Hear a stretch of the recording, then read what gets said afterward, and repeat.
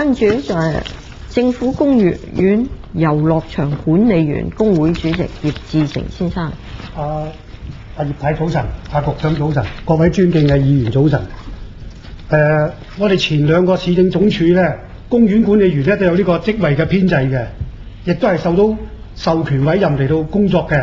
但係康文署咧就自從2000年接任咗之後咧，佢就話咧68年已經取消咗呢個公園管理員呢個位㗎啦咁。但係個康文署成立嘅時間咧，亦都再委任我哋授權我哋做公園管理員，做下佢就話啦，唔使委任你哋啦，你哋就協助上司做嘢得啦咁，協助上司執法。咁我想問下啦，我哋嘅上司就係5天工作嘅，咁我哋就6天嘅，咁我哋點樣協助上司工作先？最好笑嘅嘢就係咧，康文署2000年成立，04年10月20號先至話俾個職責我哋，個職責傾到目前都未傾得掂。咁你話啦，係咪喺管理員嗰個工作日常喺公園做嘅職責係咪呃緊市民，令到嗰個員工做到心驚膽跳，係咪先？職責同埋嗰個實際工作咧，嗰個係兩回事。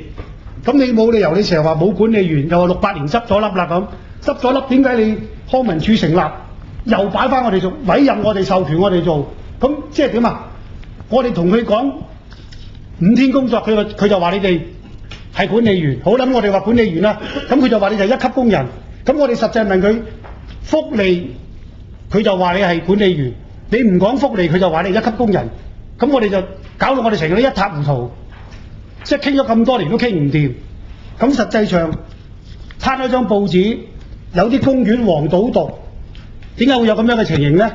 就係署方判咗出去外判公司，如果發生咗任何意外，外判公司就冇責任。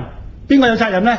就係嗰個如果嗰個公園或者係遊樂場有管理員嘅，責任喺個管理員嗰度。有冇搞錯？冇理由㗎，係咪先？嗱，係咁多謝啊葉太同埋。